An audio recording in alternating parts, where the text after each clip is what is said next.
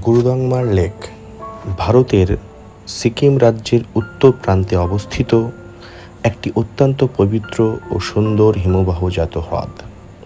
এটি প্রায় 17,800 ফুট উচ্চতায় অবস্থিত, যা বিশ্বের অন্যতম উচ্চতম হ্রদগুলির মধ্যে একটি। সিকিম রাজ্যের লাচেন শহর থেকে প্রায় 65 কিলোমিটার দূরে এর অবস্থান।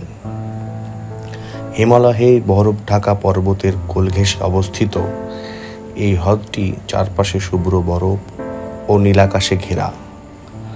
জল একদম স্বচ্ছ হিমশীতল নীলাভ সবুজ রঙের।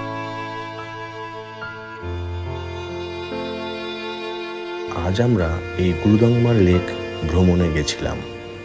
এজন্য এক বিস্ময়কর হ্রদ, এক স্বপ্নপুরীর মতো। চারপাশে বরফে মোড়ানো পাহাড় আর মাঝখানে শান্ত এক জলরাশি।